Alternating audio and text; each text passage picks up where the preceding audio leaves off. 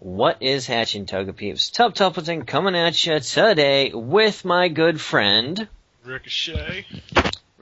We are back in black, coming at you with episode 2 of Competitively Casual Pokemon Podcast. So, how's everybody doing today? I hope you're doing well. Hopefully you're doing better than Mr. Ricochet, who's a little under the weather. I feel like death warmed over. And that's always fun. So, yeah, now that we've got that under our belts and out of the way, hope everybody is enjoying what has just been released in the past 2 days for the most part. For Europe, Australia, and New Zealand, you guys got it a day ahead of us before us Americans. And, of course, we are talking about Pokemon Bank. So, Mr. Ricochet, you downloaded it yesterday. I downloaded it today. You've had a little bit more experience with it. What do you think so far? Well, it does what it's supposed to do as far as transferring Pokemon from one game, online and then having to transfer it to another. It's a pain in the ass to once you transfer one box over, you have to leave the game, go into bank, move that box either into bank or swap games and you can move that box into... When you look at the Pokemon Bank, they've got like 100 boxes. Mm-hmm. There's one box marked as transport. Everything that you transfer from, let's say I have White 2. So I transferred a whole box of Pokemon from White 2. I popped in my copy of X to download them.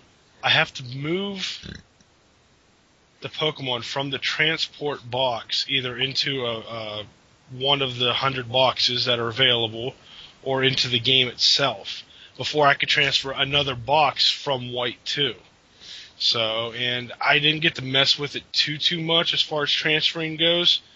I don't know if there's a way to transfer the entire box while it is in bank from the transport box into. So it didn't really give me that option. And like I said, this is just a trial by error. But it took me about an hour to transport 2 boxes. With having to figure out how to go about doing it and everything. So it took a lot of game changing and not knowing what I was doing. I'm sure that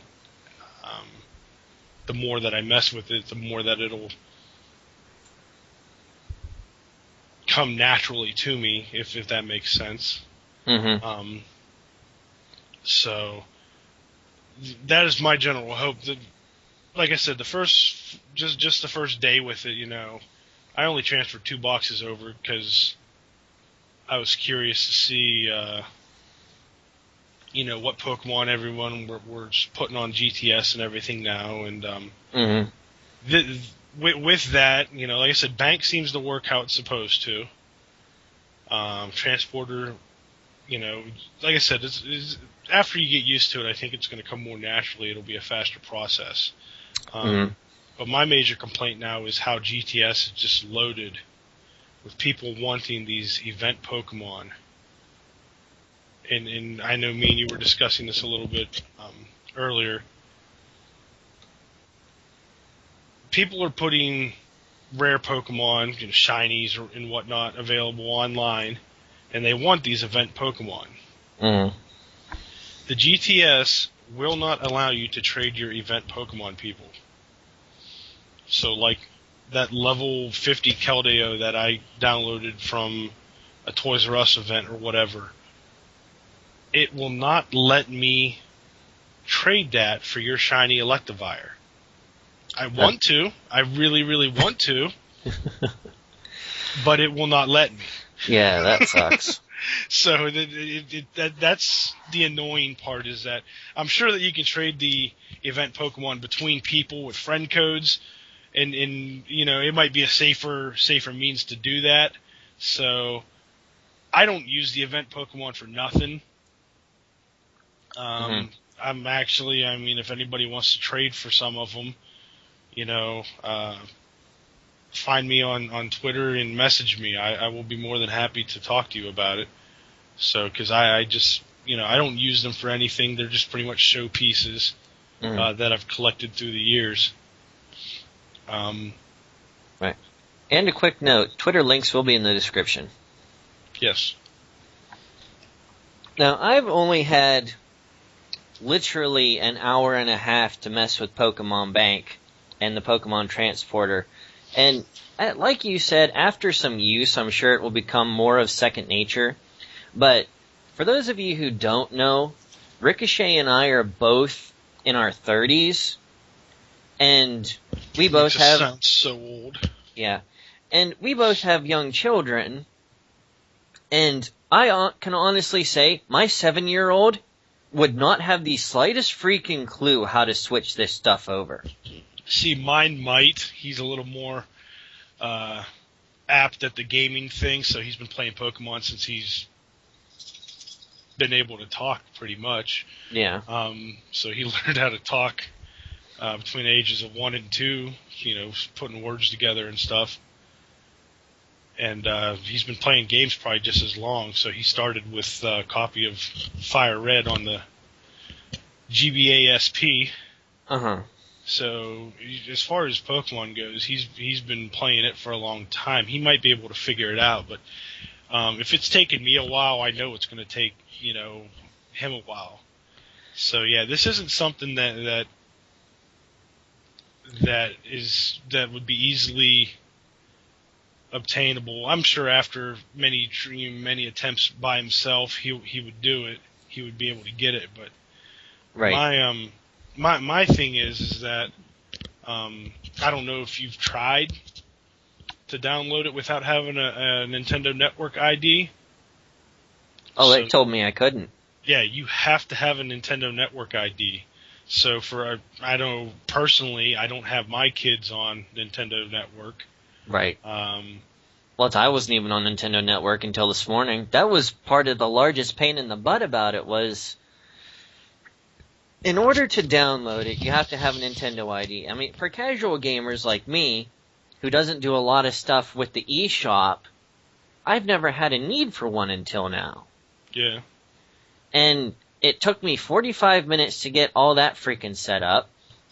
Get a password, do email confirmation once they email you. Then you have to download Pokemon Bank. After you download Pokemon Bank, not until then did I even know there was such a freaking thing as Pokemon Transporter that I had to download as well in order to get my crap from Pokemon Black, White 2, and Black 2. Yeah, that's another complaint I have about it, is the fact that it takes up 2 icon spots on my 3DS screen. Well, I mean, seriously, they knew they were putting this thing out. Why couldn't they have made it one contiguous program? Right, and I don't disagree with that. So Transporter should be a part of Bank. It shouldn't be 2 separate icons, because essentially now you have to close one to go into the other, and that's part of what I felt like was taken forever with transporting my stuff. Oh, right. Yesterday was that I didn't know where to go, and it's because it's a new program, and I understand that, but I didn't know where to go after I transported. So, oh, right. I assumed Bank, but then when you go in there, it didn't give me. And this is the other thing. I mean, I didn't feel like it gave me the option to transport from the transport box into box 1 or 2 or 99, 100, whatever. It gave me the option to check the box, but it didn't give me the option to slide that box over. So, right. It gave me the option to slide, after I had figured out how to select all the Pokemon in a box. It didn't give me the option to really move left or right to move those Pokemon from the transport box into a box. It did, however, give me the option to slide it down into my X and Y game, which was fine with me. I was absolutely okay with that. So I think some improvements will some updates in the future might make that a little more it's just user friendly is right. what I'm looking for, because it just isn't crystal clear on what can and can't be done with it yet. Like I said, right. It transports the Pokemon. It took me a minute to figure out how. So. Oh, right. It does its job, and it does its job very well. And and I found that it detects hacked Pokemon quite readily. Yes. Which, I mean, is nice, but at the same time, when I competitive battle, a lot of time, especially on Wi-Fi, as long as you're not trading the Pokemon and all the stats, the EVs, and everything is legit, I mean, hacked but legit could be got readily in the wild, nobody really seems to care in the Pokemon competitive battling community. I mean, if you go to a Nintendo event, heck yeah, they're gonna care. But as long as you're just doing it online for fun, 9 out of 10 trainers really don't care. And that just is going to limit a lot of the Pokemon that can be had until somebody makes, Pokesav or Pokegen for this generation. Which I can't believe has taken as long as it has. I know Nintendo has gone to great lengths to prevent hacked Pokemon from entering into... And like you said, I understand on the competitive front through one of their events, whether it's Worlds or whatever, they're wanting to limit the use of hacked Pokemon. Between friends like me and you, who cares, Right. Get your hacked Pokies out and let's do battle. Right. But I think the reason that they are cracking down on it so hard is because they want more people at their events. They want it to be a more competitive... they want more people to be there competitively battling using legal Pokemon, mind you, in their games. Mm-hmm.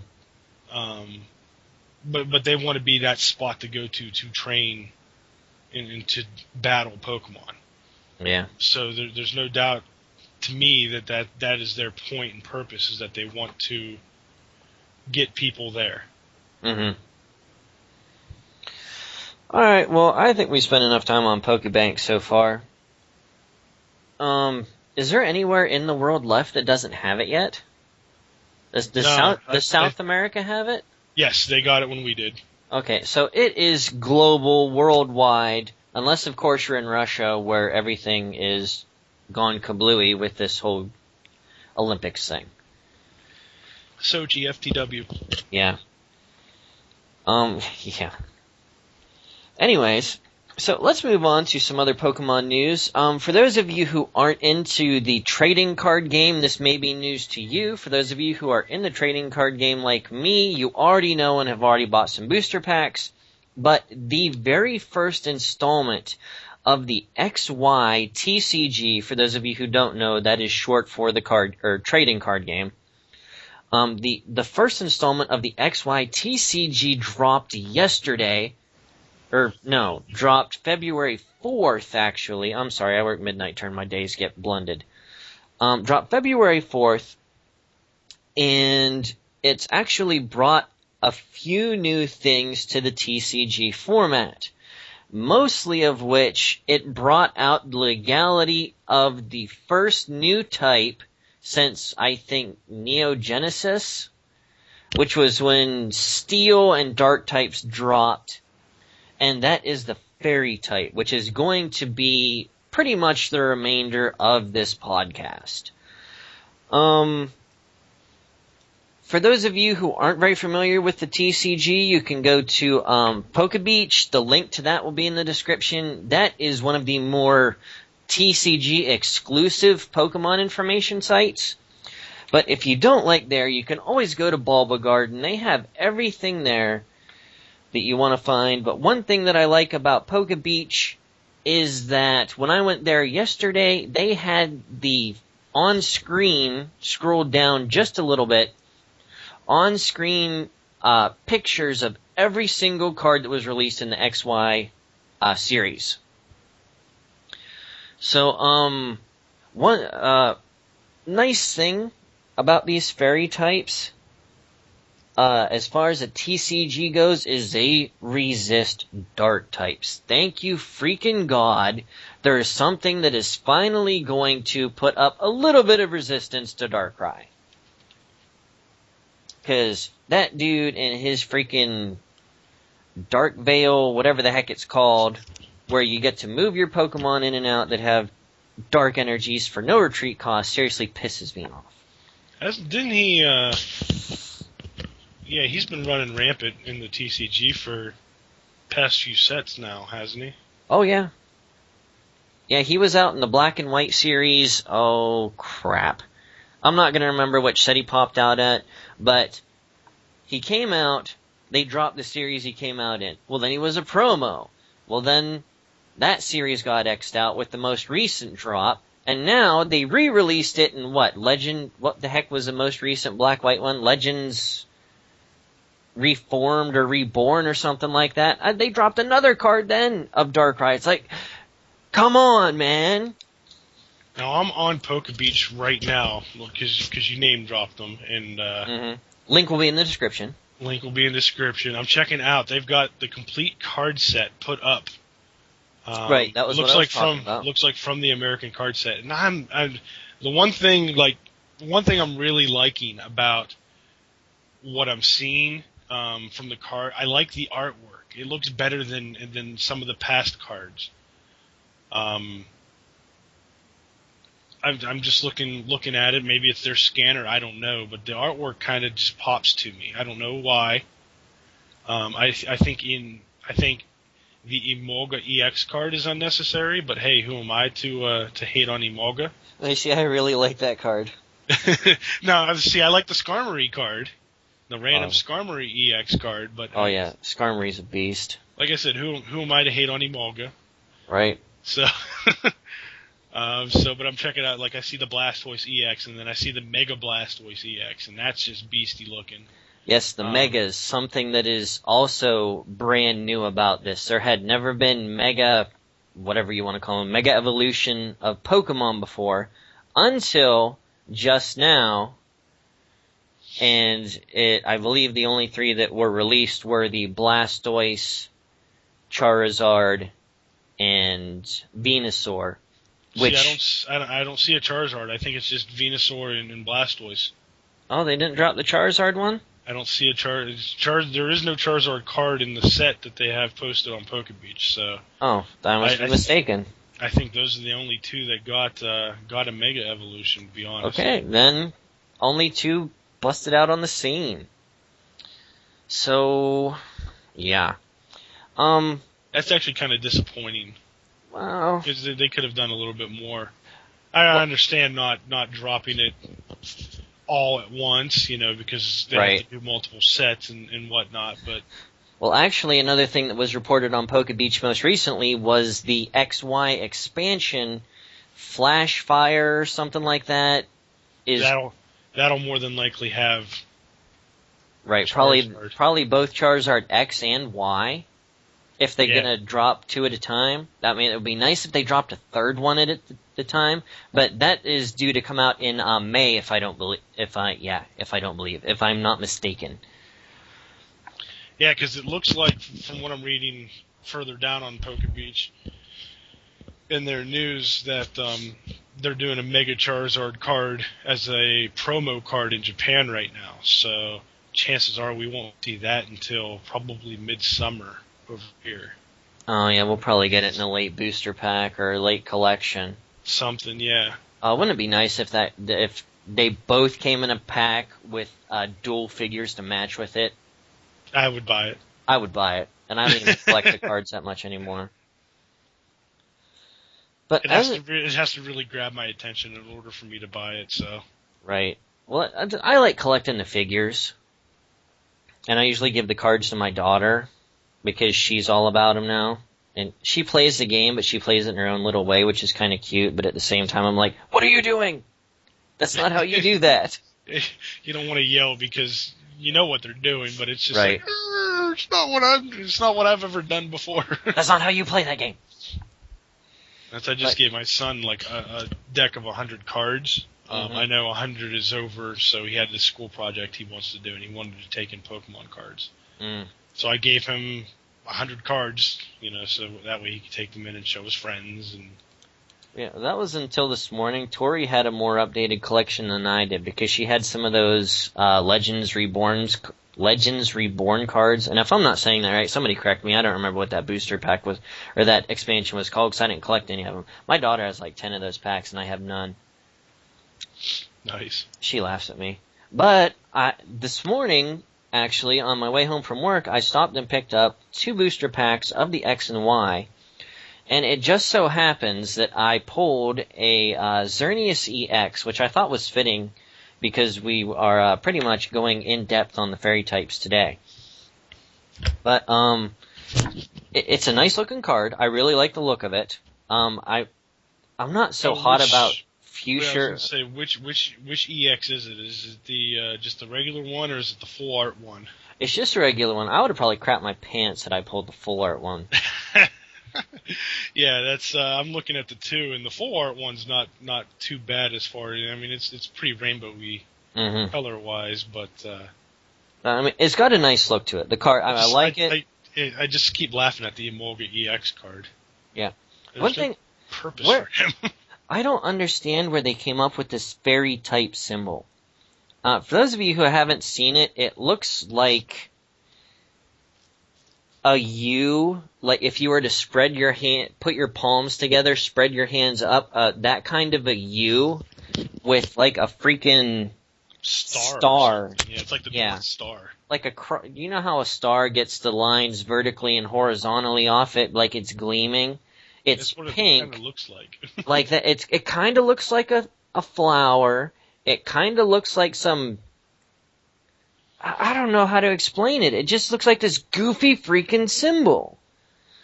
But, I mean, I suppose the exact same thing could have been said about either the dark or the steel types when they came out. Because what the heck is up with those things?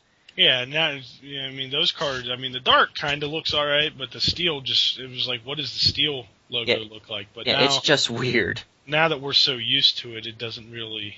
Right, it's like, oh yeah, it's always been that way. So why not? But, yeah. I also got a Swirlix. They're the only 2 fairy type cards I pulled. But, I mean, the Swirlix is pretty pathetic. But, like I said, it's so nice to have something that resists dark type. But, anything else in the TCG XY that's jumping out at you that you want to discuss real quick? I know that we got a couple nice supporter and item cards that we haven't had in a long time. One, namely, being that I actually pulled was the Super Potion, which heals 60 damage for 1 energy, which is really nice.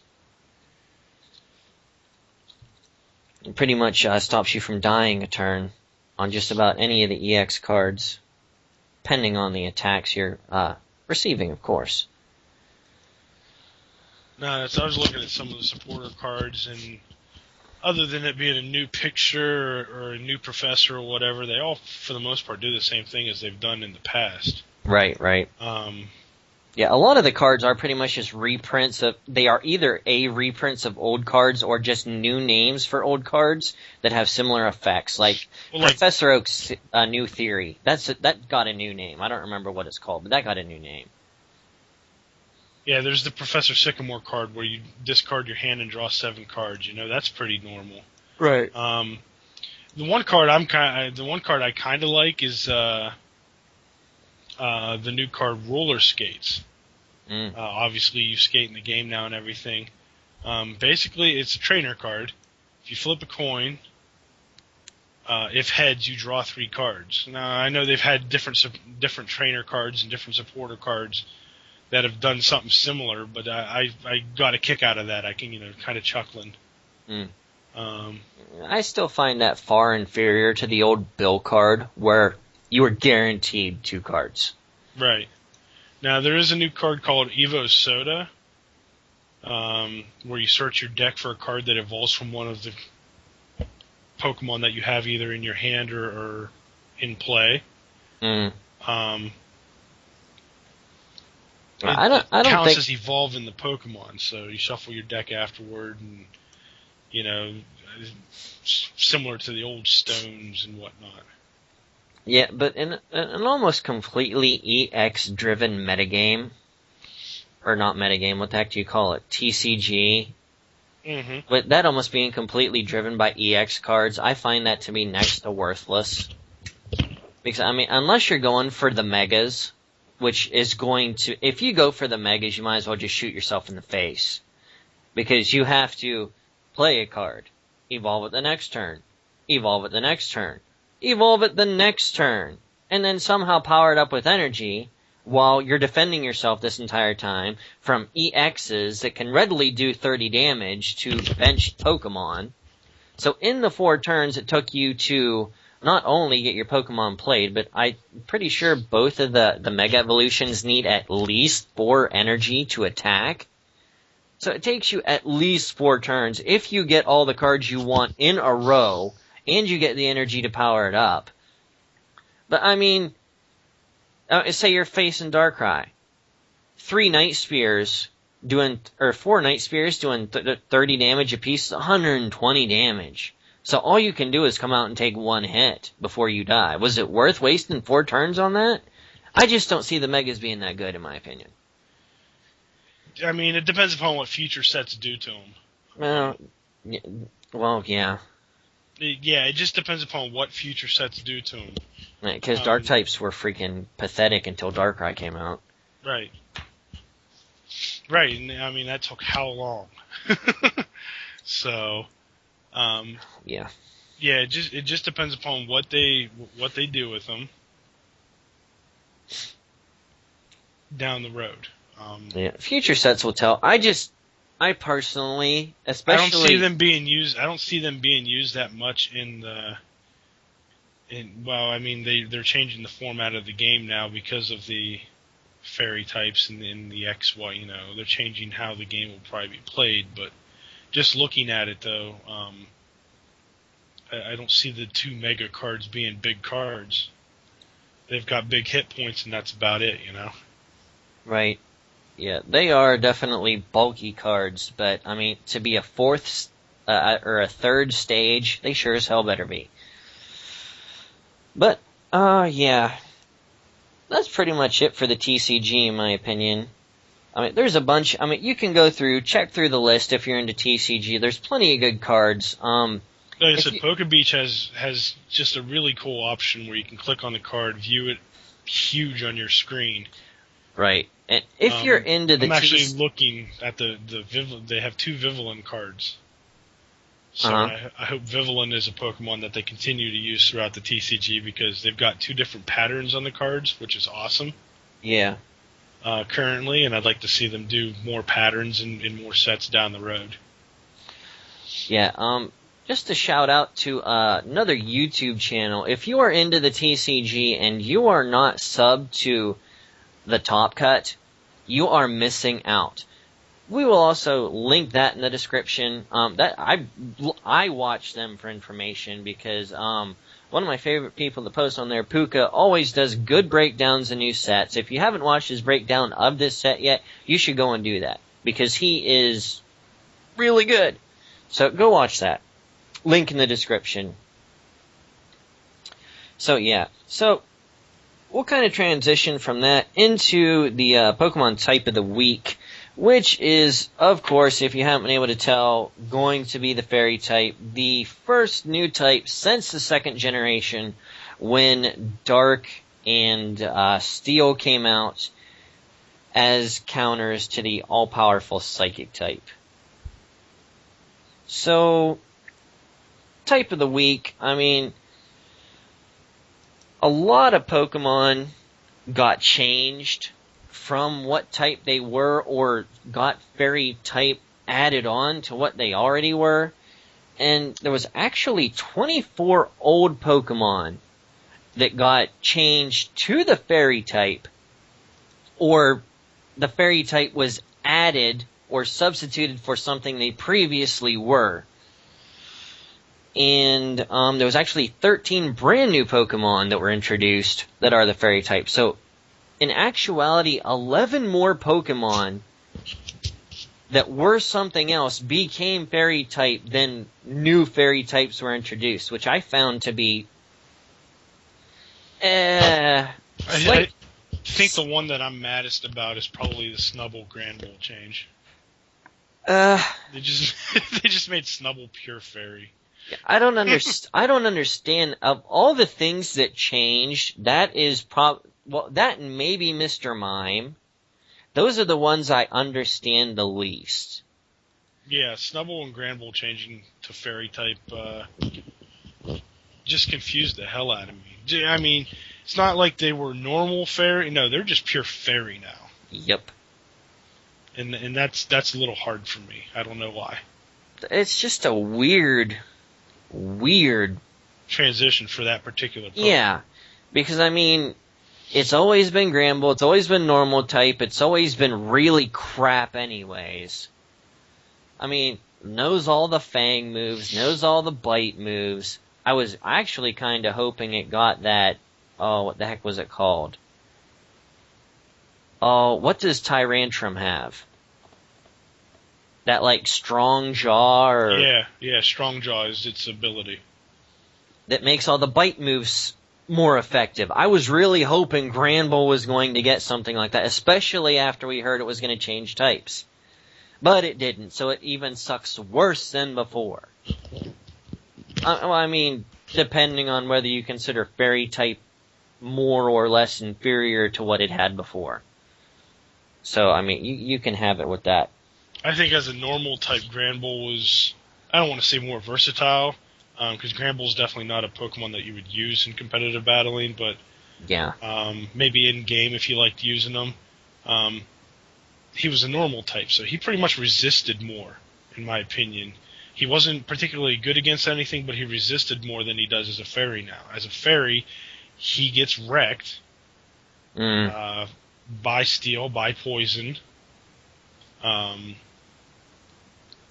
Isn't there a third one that fairy is weak to that I can't think of off the top of my head? I have the page saved. No, it's only weak to poison and steel. Three types resist its attacks. Poison, steel, and fire all resist fairy type attacks. Actually, I'm on Bulbapedia right now, underneath fairy types, checking this out. Link in the description. Offensively, fairy type attacks are super effective against dark, dragon, and fighting types, which is a really odd type combo for it to be super effective against. I mean, it's a really good combo for it to be super effective against, because fighting and dragon, if you haven't been in the metagame anytime soon, is a huge chunk. Huge. Yeah, fighting has earned its way into being, used to not get used so much, like Gen 2, Gen 3, maybe even into Gen 4, but Gen 5 and 6 just saw it really take off as being...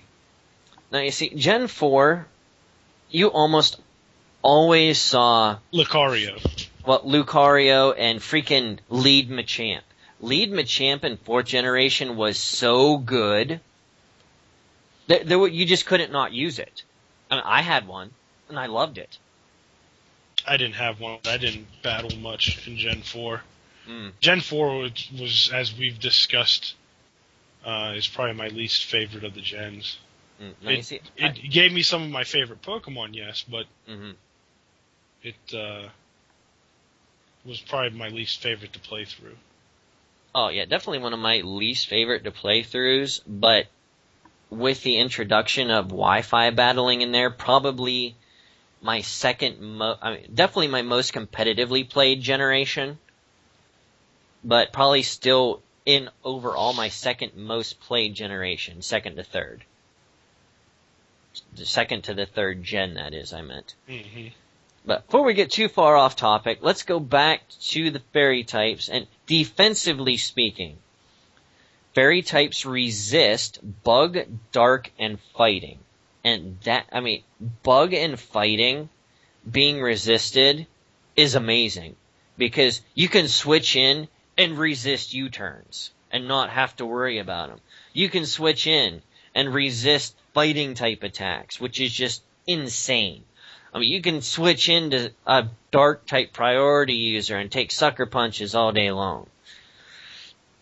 And like you said, only weak to poison and steel, and completely is immune to dragon-type attacks, which is just berserk. But just like Dark and Steel came out in the second generation as a counter to the overpowering, and if you don't think that the psychic types were overpowering in the first gen, you didn't play first gen. Right.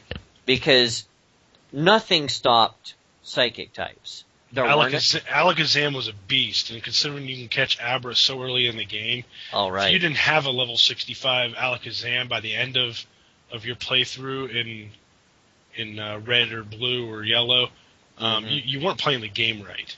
Mm-hmm. So you were just playing it for shits and giggles. Alakazam, because you can catch Abra so early, and it was hard to catch Abra, so he does the same shit that he does now, now with the teleport away. So, right. You literally had to throw a Pokeball and just hope to God he stayed in it. Yep. I actually caught one in an LP that way. Yeah. So, no, Alakazam was a monster. He could still be considered a monster because he's fast and he's got such high special attack. Oh, especially since it got Magic Guard. Oh, my God, that is so good. But there are other Pokemon that have come to outclass it, so... Oh, right. But, first generation, there was 151 Pokemon, and nothing could stop Psychics. Nothing. What resisted Psychic in the first generation? And after you caught Mewtwo, it was over, so the game just wasn't fun. Oh, right. The whole point of the original games was to get the Mewtwo. Yeah. Then you just use the missing number glitch to get infinite rare candies and just level everything through the roof. Missing no. Yeah. But, again, we're getting way off topic. Just like those type Pokemons were brought to somewhat slow down the psychic types, it seems that Game Freak has had enough of the dragon type domination and has introduced the fairy type to make dragon type attacks null and void. Which, not bad. Yeah, it's going to change how we play competitively.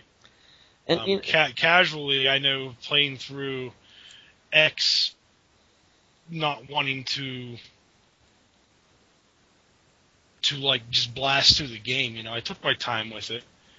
I had a fairy type on my team. Florges, actually. Flabebe, Floetta, and then you Shiny Stone Florges. Mm-hmm. And I had a Florges. Actually, I had Floette probably mostly through the game. Had good special defense. So it just kind of resisted most special attacks fairly easily. I used Floette throughout most of the game, and I was pleased. So competitively speaking, it's going to be more of what we decide to do. It's going to make us think about our teams, because now, do you put that dragon out there in fear of the fairy type? Do you do the fairy type? I know personally, the steel and poison types are probably going to, if most people use my mindset, steel and fairy or steel and poison are going to be used a lot more to try and counter that fairy. So it's changing how we think of the competitive scene. Well, one thing that I've noticed is I looked at, as of right now, I'm on Cerebi.net, looking at the fairy types. As I go down the list, I don't see very many OU Pokemon. No. So, as much as we want to say their impact is going to completely rock and change the face of the competitive metagame, it really, since there's a new attack type, it changes it a little bit, but the fairy types themselves really aren't doing that much. Right. Just so you know, your mic's breaking a little bit. Okay. But, I mean, That's better. I don't know.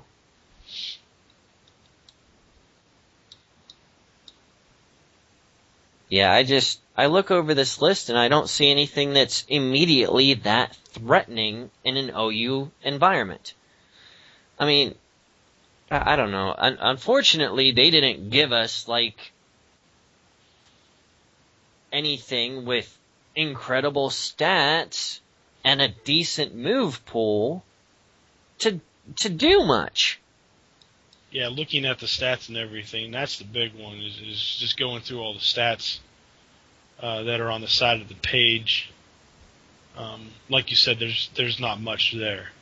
I mean, honestly, looking up and down the page, the two most threatening Pokemon are Mega Gardevoir and Azumarill. Love me Azumarill. Yes, Azumarill being one of the Pokemon that had Fairy added to its type.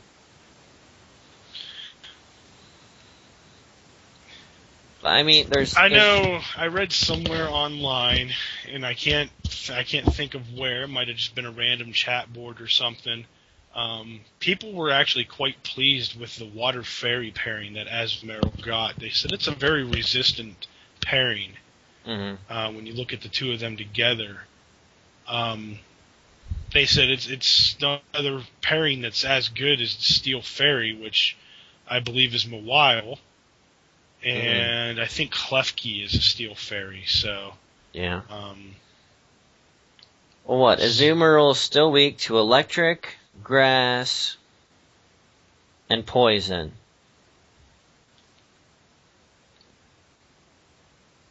I think, or it's three main... Yeah, you still get the... So, but... like Azumarill... you get huge power now on the adamant ones, and I mean you got superpower, you got play rough, which is a fairy move now, and you get like Aqua Jet. I'm waiting for them to ban the Belly Jet combo. I'm surprised it hasn't been banned yet, because it's been banned in every generation previous. Yeah, it can be overpowering. So I guess it just determined. I guess it's just a matter of what you throw out against it. So because there are Pokemon that can resist that now. Right. There's not many, because after you belly drum and you up your attack, it just becomes a little rapist. So. Right.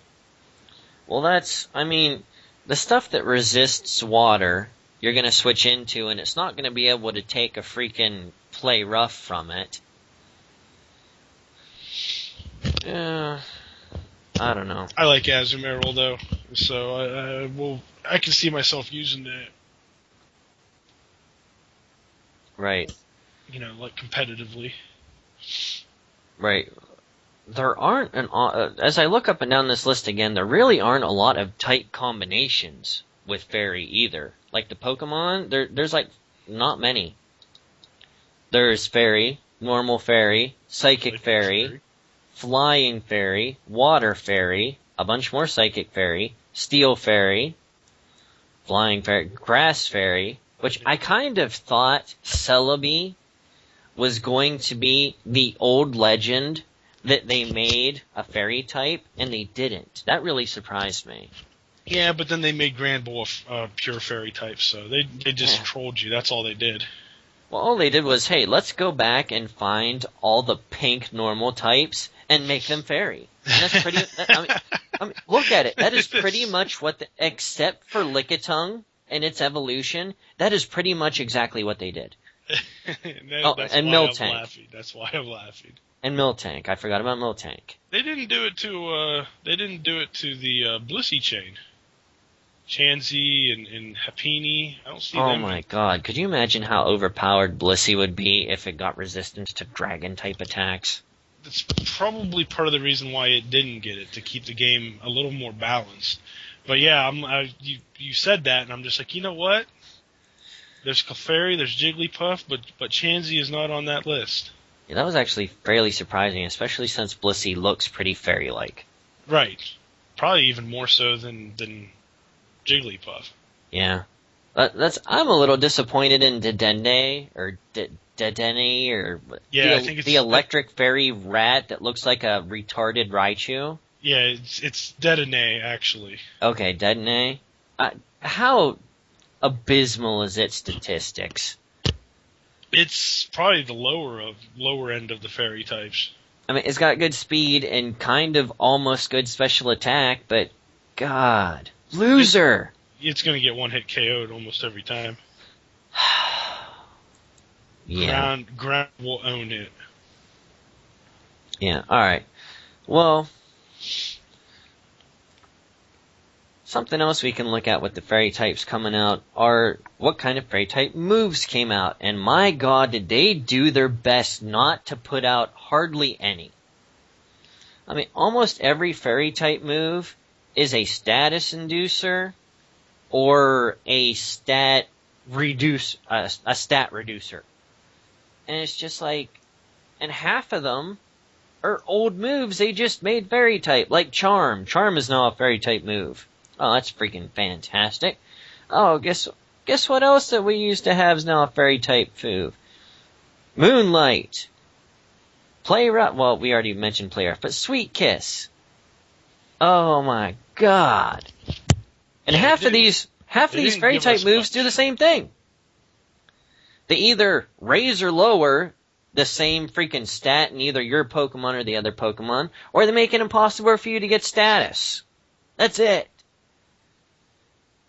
I'm reading up and down the stinking list here, and there's what? 1, 2, 3, 4, 5, 6, 7, 8, 9, 10, 11, 12, 13, 14, 15, 16 fairy type moves. Let's see, how many of them actually do damage? 6. 6 of them actually do damage. And all but one of them are special attacks. The only physical one being Play Rough. Which we mentioned on Azumarill. Right. And which is probably the only reason to have that move exist. Right. And let me tell you something. When you get the time, go to sarahb.net, go down the left-hand side, go to Attack Dex X and Y, click on that, scroll down to where you see the little fairy type. It's in bright homo pink. Click on that. And just read through the descriptions of these freaking moves. I mean, it's like they're training rapists. The user kissed the target with a sweet kiss. Angelic cuteness causes confusion. Well, that's not lame. User plays rough with the target and attacks it. This may also lower the target's attack. Borrowing the power of the moon, the user attacks the target. This may also lower the special attack. And there's even worse ones than that. But I mean, that's like the bottom of the list. Moonblast being pretty much the best move that came out, which is pretty much Thunderbolt, but fairy type. And it may lower special attack. I was going to say Dazzling Gleam is an original move that they created for the fairy type. 100% accuracy, 80 attack damage. User damages opposing Pokemon by emitting a powerful flash. That's that and Moonblast are pretty much the only two moves that you want to use on in a competitive way almost. With playing, like I said, Play Rough. The only reason you want to use Play Rough is Azumarill. Oh, I'm actually actively breeding Play Rough into a Spiritomb breed project at the moment.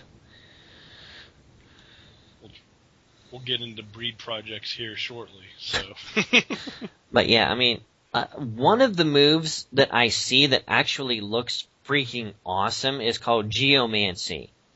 And it's a stat upper. It's got 10 PP. The user absorbs energy and sharply raises special attack, special defense, and speed. For those of you who don't know, sharply raises means it goes up by 2 stages, which pretty much means it doubles those 3 stats. And that is just woof. not only, I mean, that's like Dragon Dance on the special side, plus you get special defense. Nasty Plot's another one is such increases. Right. I mean, there's a bunch of other ones that just increase one, sharply, but for it to increase 3 stats sharply, holy crap. Yes, but what Pokemon learns that move, though? I don't know, I didn't get that far. There's only one Pokemon in game that learns Geomancy. Xerneas. That's Xerneas, yep. Yep, it's Uber. Yeah, so why user, sorry, unless you manage to snag one off of GTS in trade. I might have to buy Pokemon X for that. Speaking about buying Pokemon X, if you are going out to buy Pokemon X or Y, go to Walmart. And I am not saying go to Walmart because I like it, because I hate Walmart with a passion. Yes. But right now, Walmart is doing an exclusive giveaway. If you buy Pokemon Y, you get an exclusive Scizor. If you buy Pokemon X, you get an exclusive Garchomp. Now, I don't know what's super awesome about them. I haven't looked into that yet. Except for they're both really hard to obtain in-game, especially Scizor, because there's only one metal coat that I've found so far.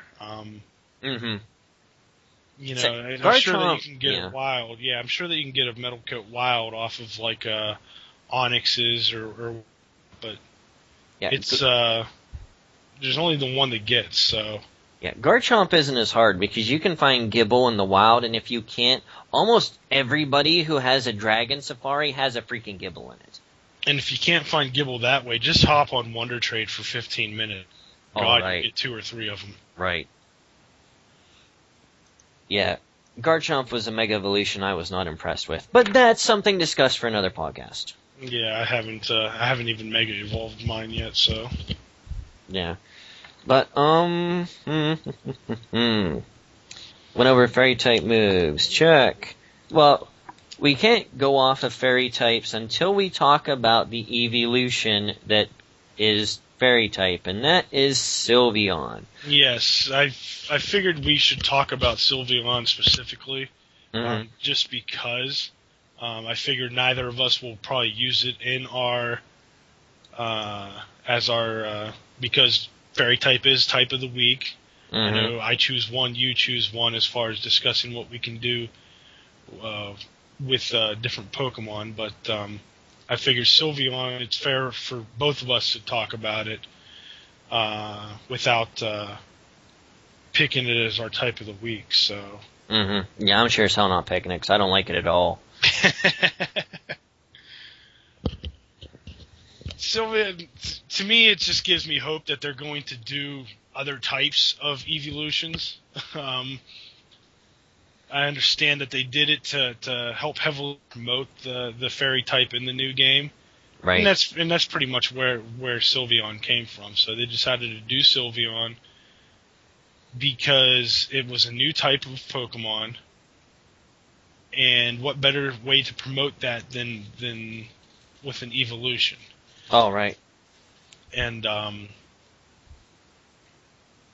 my favorite evolution's always going to be Umbreon. I don't care what anybody says. I know that he can't be used for more than maybe, stalling.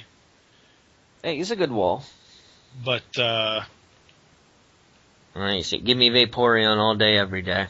No, see, I like Vaporeon too, which me and you have discussed recently. Yeah, I like Vaporeon as well. Sylveon, I mean, you look at its stats. And, honestly, to me, it looks like a poor man's Vaporeon stat-wise. It's got decent special attack, good special defense, horrible speed, horrible attack, horrible regular defense. Hit points are okay. I mean, yeah, it's definitely, you can definitely use it as a wall.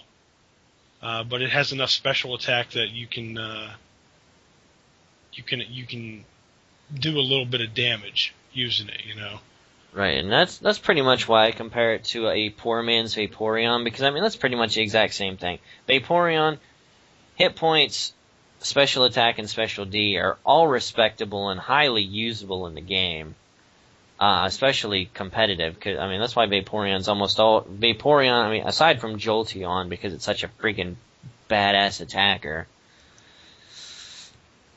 that those two have almost always topped the charts, or been up there in the hunt for OU. But, I mean, we'll probably see at least 2 more generations before we get another evolution, if they give us another one, until there's another type. Because, I mean, they had... I'll get off topic real quick here and just say that I've seen what appears to be hacked screenshots of potential other evolutions that they could bring to us in the XY phase. I don't know if it's going to happen or not. So because it looks like, I mean, they look legit taking screenshots. Yeah. Obviously, the Pokemon haven't been announced yet, and that's kind of like my rampage about Hoopa last week. You know, someone hacked the game and found these legendaries. People are hacking the games. I know there are people that have found Megastones for Latios and Latias that have hacked the game to get the Mega Evolutions for them. But I've seen a few screenshots of 3 different evolutions aside from what we have now. One was a rock type, which I thought, I mean, I looked at it and thought it looked stupid. So, but the others, I think the other one was a steel type. Which kind of looked cool, and I think the other was a poison type, but I mean, they didn't have a description to what it was. I just saw 3 screenshots, and I don't know. That's, like I said, getting off topic. They might bring us more evolutions. So it's just a matter of when and how they decide to do it, because I know they said that they're not doing DLC. So yeah, I don't know. I mean, I think it'll probably be a while. I mean, just based on how frequently we've gotten them in the past. I mean, we had the base 3 in first gen. We got Umbreon and Espeon in the second gen. Promoted, the reason they did those 2 was to promote the night and day features of the Johto games. Right. That was the only reason we got Umbreon and Espeon. Now everybody loves them, probably more than any of the other evolutions. Well, third gen came around, we didn't get anything. Right. Fourth gen came around, we got Leafeon and Glaceon. Which was just to promote, pretty much that was just to promote in-game evolution. Well, yeah, but I mean, points. That wasn't really anything big. That had been done previously. But, yeah, I don't know. And then we didn't get any in 5th gen, because 5th gen sucked. And then we got Sylveon this gen, which, I mean, we might see one more with if they do a 3rd installment of X and Y. Right. I mean, it's very possible. I'm going to say it's doubtful at this point. But, I mean, Lord only knows. All the crap Game Freak changed this time around. Who knows what they're thinking? I'd like to see him do a Steel-type evolution just to spank on Sylveon. That'd be hysterical. But that's just a personal. Yeah. So getting back to Sylveon and everything, we were talking about its stats and everything. Good wall, decent special attack. Let's look at some of the moves it learns here. Obviously, you have to evolve Eevee into Sylveon. Requires a pain-in-the-ass evolution method, even more so than the night and day friendship methods. It has to know a fairy-type move. Yep. And instead of it having a good in-game friendship, it has to have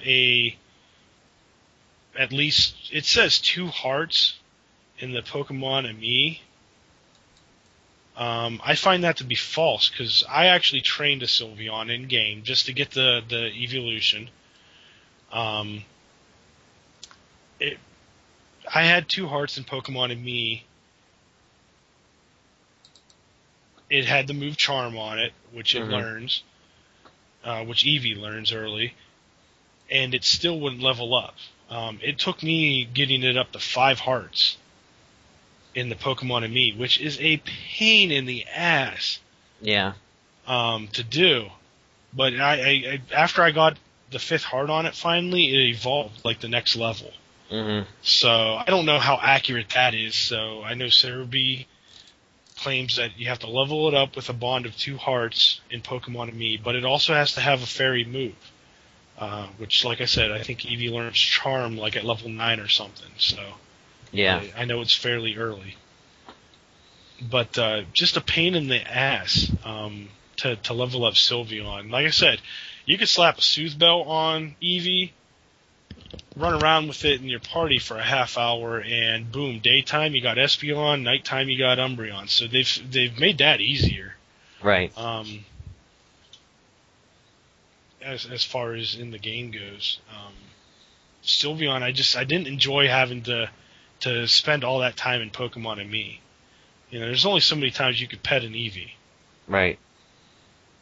There's only so many times you could feed it those silly little pastry things. Whatever it is that you feed them. Yeah. So, but that's how you get Sylveon in games. You got to level it up with a fairy move, and have its Pokemon and Me friendship be. They claim 2 hearts or higher. I'm telling you, it took me all 5. So, looking at its move list and everything, after you get it to evolve, it says level 5 it learns Sand Attack, which by the time you evolve it should be beyond level 9, which it learns Fairy Wind at.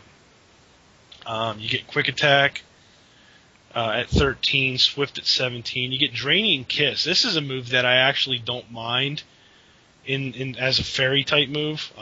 It's a special attack. 100% accuracy, does 50% damage, but the user steals the target's energy with a kiss. User's HP is restored by over half of the damage taken by the target. It's it's more or less. It's kind of like Mega Drain. Yeah, that's what I was gonna say. But it's a fairy move, so I'm like I said, I'm okay with that, especially as Sylveon is built to be a little. Kind of like you said, a poor man's Vaporeon, but it's definitely got wall capabilities. This helps keep it in that. You're better off wishing and moonblasting. The cumulative damage that you're going to put on, plus the possible special attack drops, especially if you're trying to wall. I don't know. Draining Kiss only doing 50. The power of 50, that just doesn't hit hard enough in my opinion, especially if you want to be in the competitive metagame. Right. So moving on from Draining Kiss at level 20, 25 you get Skill Swap. 29 you get Misty Terrain. Stupid move. It's a fairy move. It's a status condition move. Basically, the ground under everyone's feet turns to mist for 5 turns. It protects Pokemon on the ground from status conditions. All that is a really terrible safeguard. Right. Basically, if you're a flying type, this move does nothing for you. So those are the ones who are going to be probably frozen from getting hit with an ice type attack or paralyzed by getting hit with an electric type attack. Stupid. Right. The move just doesn't. There's too much flavor text. Yeah. It should just stop status conditions for 5 turns. That's what it should do. Yeah, but this covers Pokemon that stand on the ground. So, for Sylveon, okay. You can't, Sylveon uses it, and then you can't paralyze it or poison it or anything for 5 turns. Which, whatever, I guess. Moving on from Misty Terrain, you get Light Screen at 33. Moonblast, you were mentioning Moonblast. Get that at 37. Last Resort at 41, and then Psych Up at 45. Yeah, if I'm And not that's mistaken, pretty much all the moves it learns. if I'm not mistaken, Last Resort, that is the only Pokemon that naturally learns it, aside from bringing it in through Eevees. Yeah, the move can only, after the user has used all other moves, this move can be used in battle. 100 accuracy, 140 damage. It's a physical type move, so personally on a Sylveon with its piss poor physical attack, it's not as threatening as you would think, but like you said, it is one of the only ways to get the move naturally, aside from breeding it into... Yeah, Last Resort's just one of those moves you don't hear about, because they're almost completely worthless. I mean, unless you build the set around that, it's a completely worthless move. Because how often are you completely out of PP in all your other moves? You'd have to have, 3 other moves on your Pokemon that only had, 5 PPE, and even then, is stretching it. Well, I apologize. I misspoke there. You have to use all the other moves you know in battle. So, it has to be the 4th move you use. So, unless you've got, Protect, Wish, Protect, something filler, let's say Moonblast, and Last Resort, what's the freaking point? To get it down to that? Ridiculous. And no offense, but with Sylveon's special attack, by the time you use Moonblast... Right, you're better off. Yeah, its special attack, it's gonna balance itself out. Yeah, you're getting its stab. its physical attack is so piss poor, and Last Resort is a normal move, so there's no stab with that. So with its physical attack being so bad, even at 140 damage, you're getting stabbed with Moonblast at 95 damage. It's almost the same trade-off. Mm-hmm. So... Yeah. But that was Sylveon's moves. Is there anything else that we want to throw out there about Sylveon, other than the fact that I don't like it and I would much rather use another Pokemon? Take a look at its shiny evolution real quick. If you don't like how pink Sylveon is...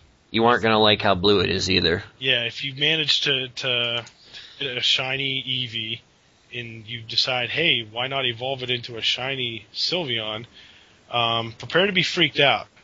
So, the blue isn't horrible. Kind of reminds me of a Glaceon blue. Basically, it reverses colors. Yeah, pretty much. It's the negative image of the other one. Yeah, when you look at Sylveon in a negative image, it's pretty much how you will get its shiny. Instead of having pink ears and the pink feet and everything, look at the blue on the inside of its ears, and that's what you get. That's the blue that you get on the outside. Now, that ugly-ass pink color that we don't like on Sylveon, that's its eyes. And the little tips of its bows and the inside of its ears are actually pink. It's, like you said, negative image. I don't like how either of them look, to be honest. Yeah, me either. So the only reason I evolved one, and I think I even evolved just a random one I got off of Wonder Trade, it was just to get it into the fairy decks, just to say I have every evolution. Mm-hmm.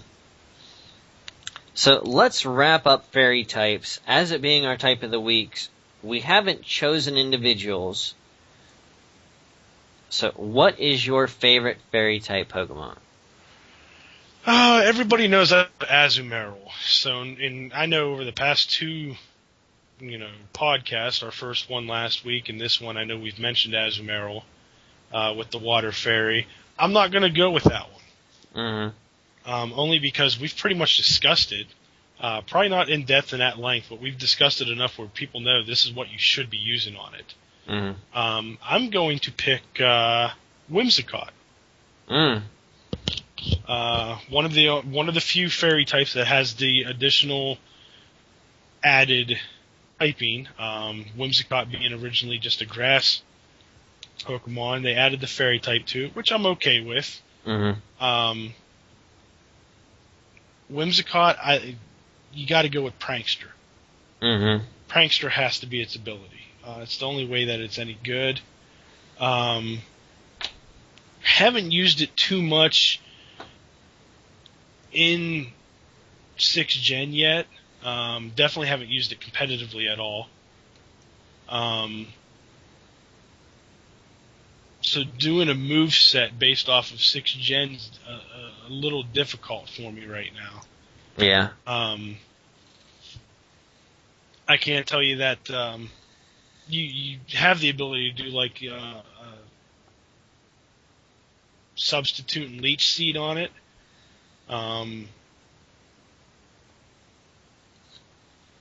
Both of those being obviously you throw up the substitute first, you throw the leech seed out first because of Prankster. You can taunt, which again another status move. It just infuriates your opponent.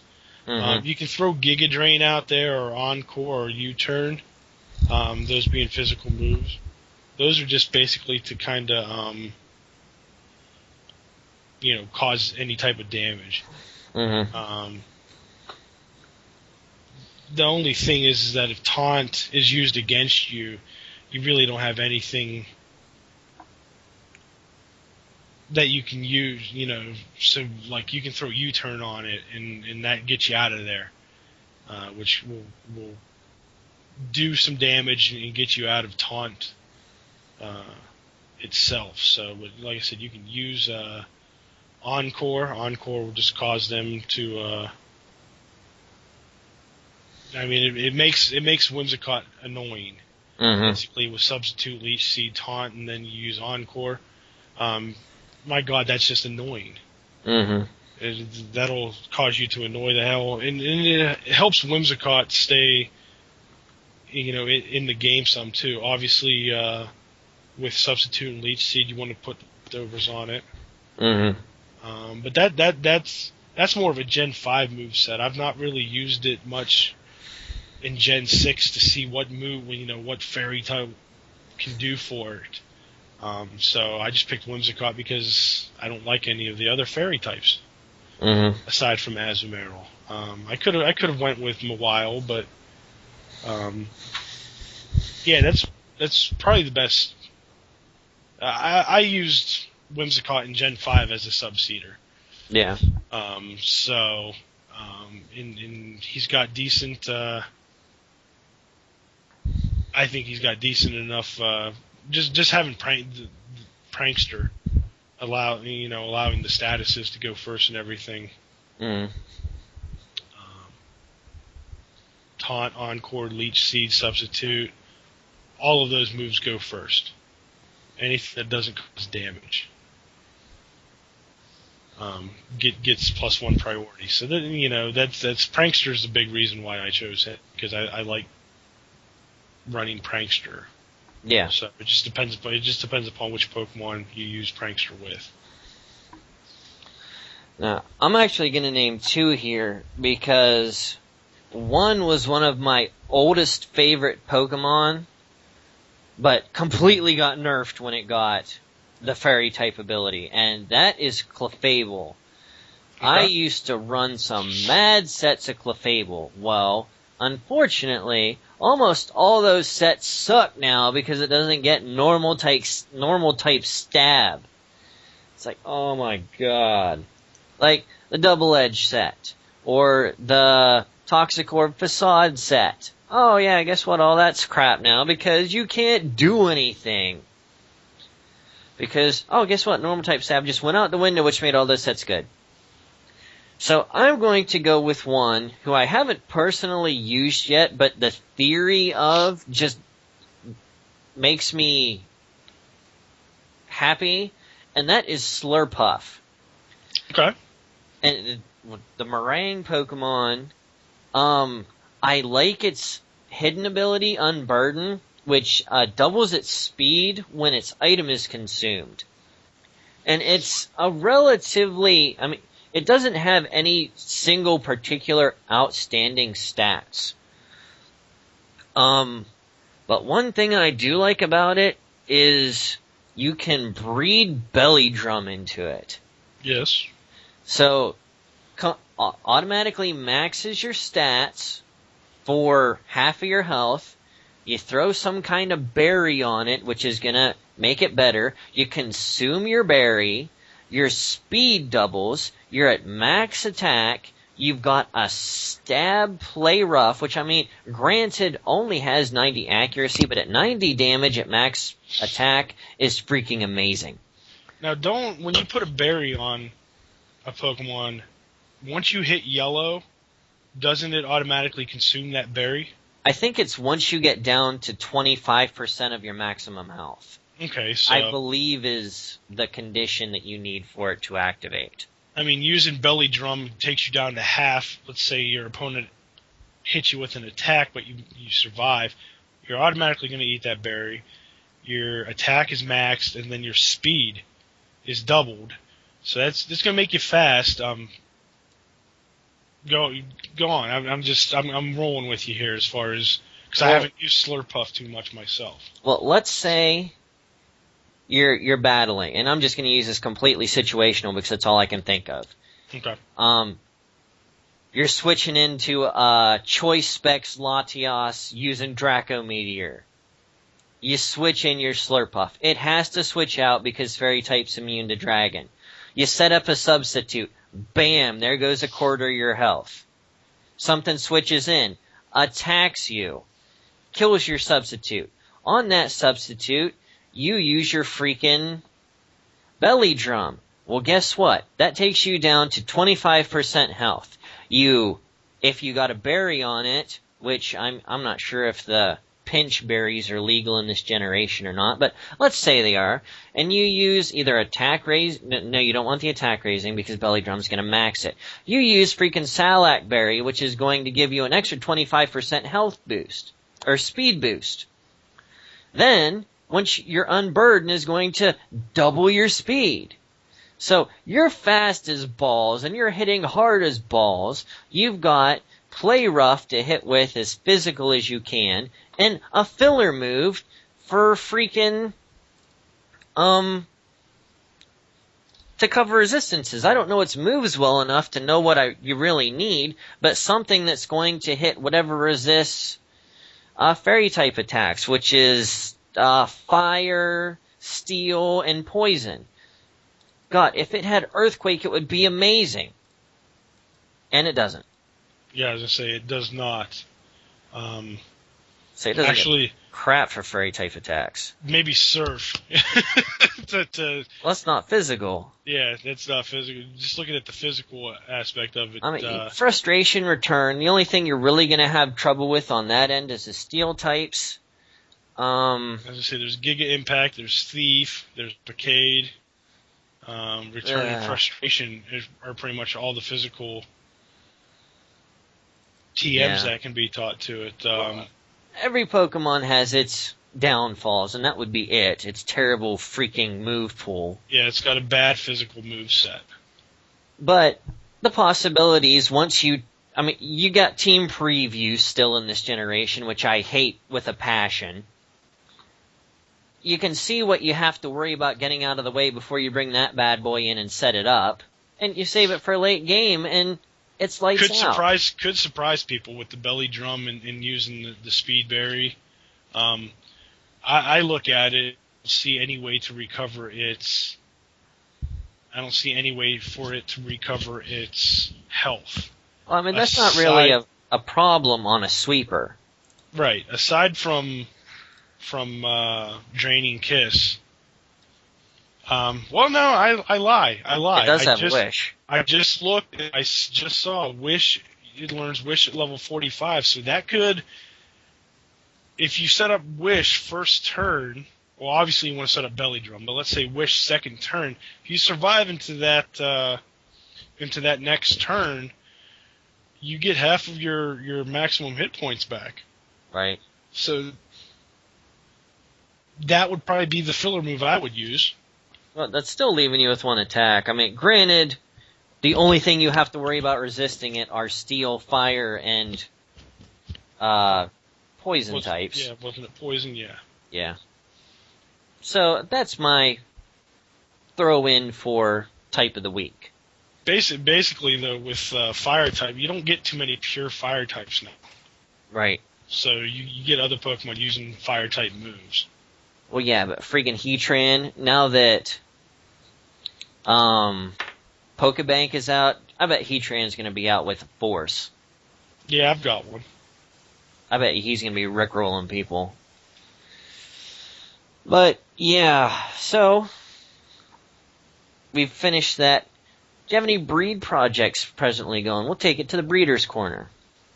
Breeder's Corner, project I'm working on right now. Well, for the Facebook page that I admin for, the Pokemon Breeders Club. Currently, you reminded me, actually, I almost forgot about it. I had promised to do starters for the Pokemon Breeders Club. You know, basically just pick which starter you like. I tally them, and then whoever wins the tally, you know, I'll breed out some good-natured and good IV'd Pokemon for it. I unfortunately had some stuff come up over the weekend, and then being sick doesn't help. Right. And I had almost completely forgotten about it until you reminded me yesterday. I don't know how I'm going to do it, so but the winner of that was actually Cyndaquil and Piplup. Both of them, so I don't know how I'm going to go about. Maybe just do like a final draw. Since it tied, maybe just have everyone come back and say, "Hey, do you want one or the other?" But I'm currently breeding both out, trying to get good movesets and stuff. Personally, I know I was talking to a buddy last week who said I really need to get breeding on my team and stuff. I'm putting some work into to more EVs, actually. So I had mentioned that I've got one of every evolution, and those same evolutions have the appropriate names for that Pokemon. So I'm pretty much just going to slap those in and breed for high IVs. So that way there's a particular Pokemon I want to use, particular evolution I want to use as part of my team. So I'm going to be going into those here probably by the end of the week. But yeah, right now I've been working on Cyndaquils and Piplups. Just because I don't know which one I'm going to do for the Breeders Club. So do Piplup, it's better anyways. Yeah, but you know my love for Cyndaquil, so yeah. What are you currently breeding out and working on? Well, as I mentioned earlier, I'm actually currently trying to catch Friend Safari Spiritombs. Luckily, one of my friends has a Spiritomb in his Friend Safari, and I've been trying to catch the appropriate nature and the appropriate Ives to breed together. And I also need to find the correct Pokemon to breed Play Rough into it, which I don't think is going to be much of a problem. But that is my current breed project. That one could take a little bit longer than what I'm doing. Well, I'm kind of hoping once I get the first batch with Play Rough into it, it'll be all downhill after that. But anyways, so what do we have left to talk about? We haven't done the Jerk of the Week yet. We haven't done Jerk of the Week yet? So who is our Jerk of the Week? Good old GTS Jerk of the Week. Well, this week, I know I had you throwing out just random Pokemon names, seeing if there was something I could find online, but I remember last week saying that I was going to keep it simplistic and in-game. So I found something just kind of, to me it's just funny to even ask for this. So our Jerk of the Week this week is Sammy from Arizona, USA. Sammy has mentioned on her, and it is a female avatar, so I assume it's a her, you know how when you get on GTS and it shows their name and then underneath their little statement? Yes. Her little statement is, "Give me Sylveon." And she wants a Sylveon, apparently. Asking for a female Sylveon. Levels between 71 and 80. Now, this is really specific for what she has offered on GTS. Mm-hmm. GTS, she has offered a level 4 Fletchling. So when you go to Fletchling, you will find Sammy from Arizona, USA, who says, "Give me Sylveon." She is offering a level 4 Fletchling, probably caught early in the game, and is specifically asking for a female Sylveon between level 71 and 80. Yeah. For this reason, you are getting Jerk of the Week. Way to go, Sammy. Yeah, Sammy, I kept it in game because you can get Sylveon in game and you can get Fletchling in game. My question is, why would anybody spend all of that god-awful time in Pokemon and Me leveling up to get Sylveon, and then leveling Sylveon up all the way to 71 to 80 to trade for your pathetic little level 4 Fletchling when I can just go catch one myself at the beginning of the game? These reasons, you, Sammy, get the GTS Jerk of the Week. If you don't like it, send us some love. Send us some hate. I don't care. Yeah, Sammy, if you see this... Just a ridiculous asking. Why would you ask for so specific with what you're asking, too? You want a female Sylveon between the levels of 71 and 80 for a level 4 Fletchling. That's absurd. Redonkulous, dog. Redonkulous. Yeah. Just absolutely. So, yes, Sammy, you're the Jerk of the Week. I kept it in game. I kept it simplistic. I think I'm going to stick this route for next week as well. We'll keep it in game and we'll keep it just completely off the wall. So I'll find another one. Fletchling is just. I thought, hey, Fletchling, that's kind of funny. No, it's. No, it's not. Yeah, for whatever reason. And you know, when you look through Fletchling, too, you find a lot of people asking for low-level Pokemon. And just, you know, stuff that you can obtain early and in-game, you know. And that's fine. That is completely acceptable for GPS. But, you know, Sylveon, like I said, who wants to spend the god-awful amount of time it takes to level up a Sylveon in Pokemon just to train that Pokemon to high levels and just trade it for a level 4 Fletchling? So, not happening. Mm-hmm. Okay, so that's the GTS Jerk of the Week. We are pushing about an hour and a half. I think that's good enough. Wow, really? Yeah. I don't think that's how long the cast has been. That's just how long we've been talking. Oh, no. I started a timer actually 2 minutes after we started the podcast, and that timer is at 1:25. Wow. Yeah. So we've been going. But anyways... I guess Fairy Type kept us pretty preoccupied. So. Well, we got into the TCG, which we really didn't last podcast, which I think really... I mean, that was at least 20 minutes. Plenty to talk about this week. Plus, we complained about Bank a little bit, too. So. Oh, yeah, but we did have a lot of Poke news to talk about. So, anyways, guys, let us know what you'd like us to talk about in the next podcast. We read the comments, and we take them to heart. There are some topics we've been throwing around, which I'm going to list to you right now. If you'd like us to talk about us or like us to see it in a future podcast, let us know. Some things we'd like to talk about a little bit more in depth in breeding. Some of the more basic game mechanics for our beginners, such as Nature's, Ev's, Ives, Physical, Special Split, Stats, and also we want to do a special on the daycare. So, if you'd like to hear us discuss the starters and their changes through the generations, let us know. Some other things we want to talk about are the fossils and their changes through the generation. We also want to do a generational comparison about the legendaries, because some just suck. We also want to do some comparisons on the storylines. How has the storyline of a Pokemon game evolved through the generations? Likewise, the evil teams, from Team Rocket all the way up to the terrible Team Flare. How has it changed? We also want to do some generational breakdowns. Talk about one game through a podcast. What was first gen? Let's break it down and talk about it. Mega evolutions. We want to talk about the mega evolution, since that's a fairly pivotal point in the metagame right now, because so many of them are getting banned because they're so good.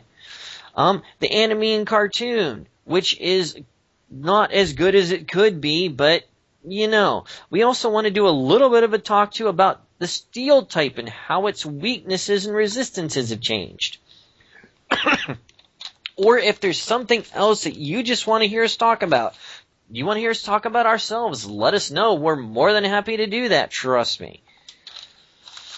But that, I think, is everything I have. Was there anything else you wanted to talk about, Mr. Ricochet?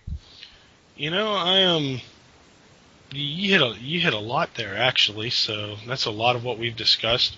I know I got some feedback on more of the competitive aspect of the game, and not just, and we're not talking like Smoogan or the metagame or anything. We're talking like competitive worlds and whatnot. Are we going to talk about that? We can if you want us to. Let us know. Oh, yeah, I'd love to get into VGC. Yeah, that's because it is different from the metagame, so yeah. We can discuss that, maybe the differences between metagame and the VGC. Almost certainly. So, yeah, that's one thing I was asked about. So, yeah, let us know. But, yeah, no, a lot of different topics you mentioned there, and I'm sure we'll get into all of them here eventually. So let us know what you want to talk about next. All right, guys. Well, I think that's all we have for you in this installment of the Competitively Casual podcast. As always, this is Tupperius, Tuppleton, and we will catch you on the flip side, guys. All right.